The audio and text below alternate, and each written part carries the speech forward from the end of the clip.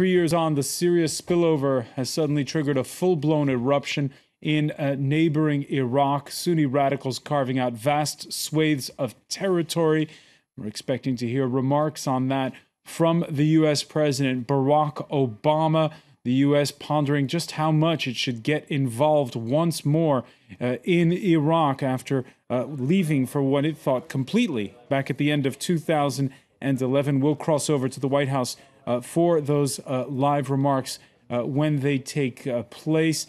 Already, it's the whole of what was once still exactly 1 century ago, the Ottoman Empire, that's groaning under the weight of refugees and spiking sectarian tension. For instance, when a rocket falls in a Christian neighborhood of Syria's largest city, Aleppo, the effect can be felt 780 kilometers away in the capital of Armenia. We're going to take you to Yerevan to meet refugees who are Armenian in name and Syrian by birth.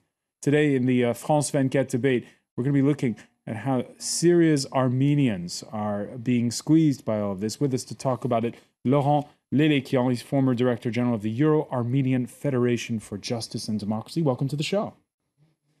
Also joining us, Emre Demir, Editor-in-Chief of the Turkish newspaper Zaman and its French affiliate, Zaman France. Thank you for being with us. Thank you. Also with us, France24's Douglas Herbert, who's been monitoring events throughout the day. And Majid Rafizadeh, nice to have you with us here in Paris. We've had you before, but never in the studio, Iranian Syrian analyst and human rights activist. Joining us as well from Limassol in Cyprus, Fahed Ibrahim Basha of the Union of Syrian Democrats. Thanks for joining us. The France24 Debate on Facebook and on Twitter, our hashtag F24 Debate. Now, most of Syria's 100,000 strong Armenian community have lived there for centuries. Many had never been to Yerevan until now. It's a report by Sophie Claudet for Reporters, the France24 investigative news magazine.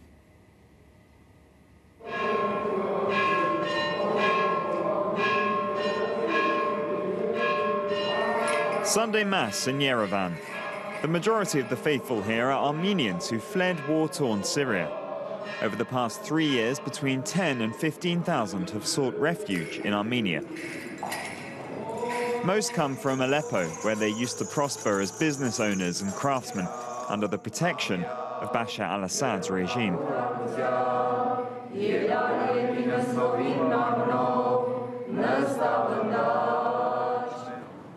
Father Gregorian says there's been a surge in solidarity. His own church helps hundreds of Syrian Armenian families. We provide them with material support, but also with spiritual and psychological help, because the children and adults who fled Syria left under very difficult circumstances. We visit them at home with a psychologist and built strong ties with the families.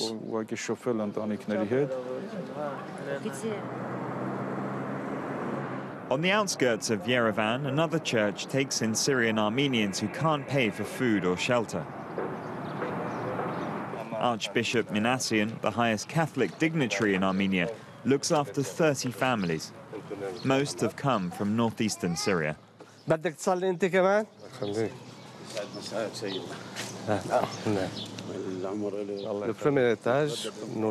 use the first floor as a chapel.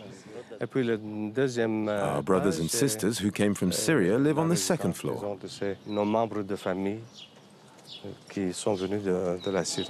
Good afternoon, Your Grace. Good afternoon. This girl, before she arrived here, lost her mother. She came here with her father, aunt, grandfather, and grandmother. I tried to welcome them all equally, without any prior condition, as long as I have the means to do so. Ilham lives in this small room with her niece. She brought very little from her past life in Syria.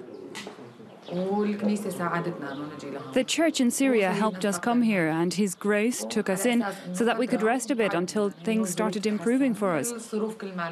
We fled because of the kidnappings, and soon after we left, my cousin was kidnapped. We faced a lot of pressure there as Christians. You mean you felt targeted as Christian? Yes, absolutely. Christians have been crucified, massacred, killed. Horrible things are happening in Syria. We never imagined things would get that bad. I guess that's our lot. Ilham accuses rebels and especially foreign fighters of attacking Christians in Syria. She tries to find solace in prayer, but says she has trouble finding peace. She's a bit lost in Yerevan. Unlike most Syrian Armenians, she doesn't speak Armenian, the tongue of her forefathers. Her sudden departure from Syria also reminds her of another exodus, when her grandparents were forced to flee Ottoman massacres almost 100 years ago.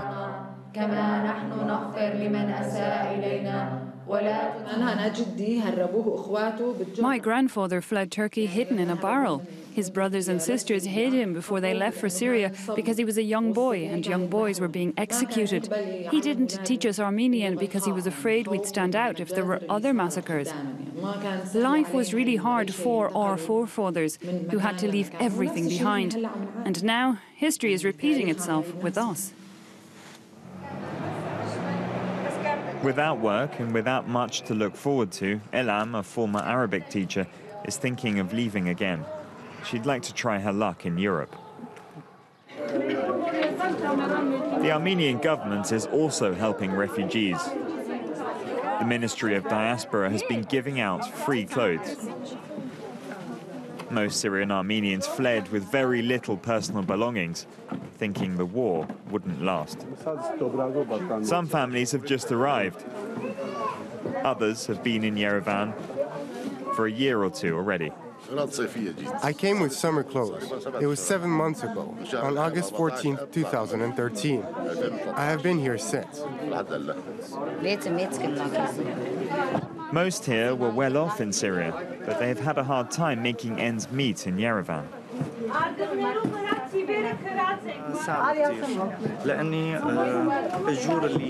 It's really hard here. Wages are low and rents are quite high. In my family, for instance, 2 or 3 people need to work so we can get by.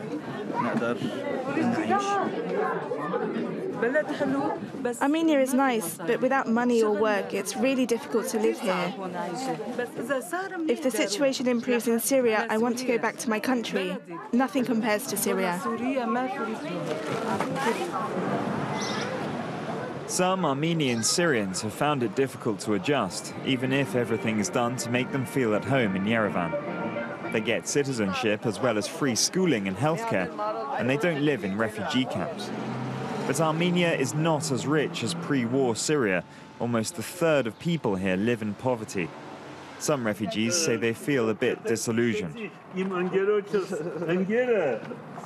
Kevork came from Aleppo 3 years ago. He used to work as a goldsmith. Since then, his life has taken another turn. I can't find a job in my field. Most goldsmiths have left to work abroad, and at any rate, the pay here is bad. So what do you do here? Well, I make sandwiches, shawarma sandwiches. Kevork's uncle is worse off. He can't find a decent job and worries a great deal about Syria. So many deaths and massacres, so much spilled blood. People are divided in 2 camps. Who will forgive the other? Do you worry about the situation as an Armenian and Christian? Yes, of course we're afraid. Christians are a minority amid Muslims. We weren't afraid before, but with what's happened, how can we not be afraid?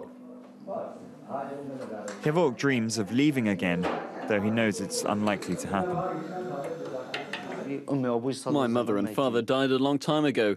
I only have my 2 sisters left, and they live in Canada. I'd like to go and live with them, but I can't get a visa. I'll try to apply again. He's already applied 7 times for a Canadian visa to no avail. In the meantime, he makes do with his new life in Yerevan.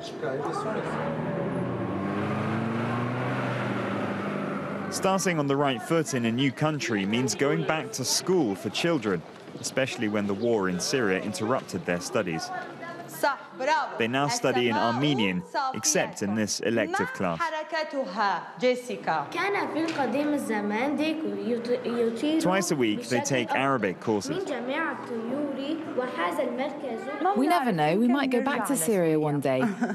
In the meantime, Arabic is an important language to have, and it's always good to master several languages. That's why the children should continue to speak Arabic.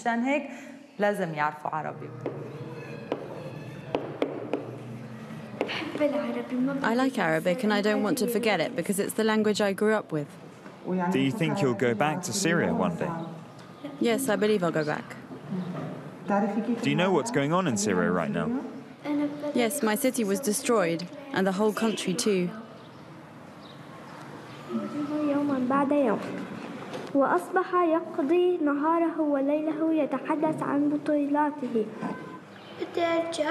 When I grow up, I want to go back to Syria. But if there's still war, then I don't want to go back. These children have all witnessed war. Their trauma doesn't go unnoticed by their teacher. She too fled Aleppo. It was harder on them when they arrived. But over the past year, I feel they've gotten better. We're all getting accustomed to our new country. We've gotten closer. We laugh together. We go on field trips, even though we can't forget what happened. Finding a safe place for their children is often the reason that prompted thousands of refugees to come to Armenia. Arman came from Aleppo 2 years ago, and he has no intention of going back. His family recently welcomed a new member. This little guy was made in Yerevan.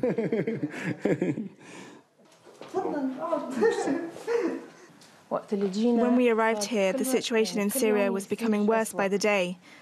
We came to the conclusion that it was better to stay here, especially because of my daughter. Back when we were in Syria, she would always ask me, "What's that sound?" At first we told her it was someone slamming a door, but she eventually understood what was going on. Mama? Mom, hello. Can you go on Skype? Hello. Skype. Louise and Arman's relatives stayed behind in Aleppo. When there aren't any power cuts in Syria, they stay in touch via Skype. Alex, sweetheart. I'm going to visit you, you know. Tell her when you'll come visit. I'll come soon, God willing. Is it quiet today? There was a lot of firing. I think it was in the air for a martyr's funeral. Yes, that must be it, a funeral.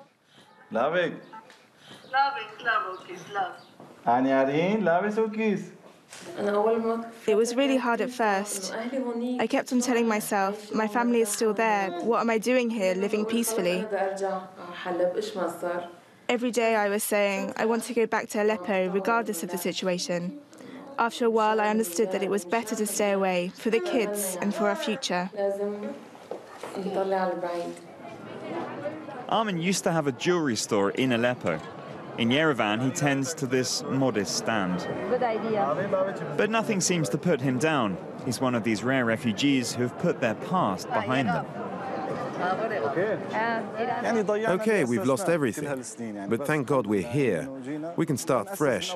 The most important thing is to work. If you have work, if you're mentally strong, everything will turn out for the best.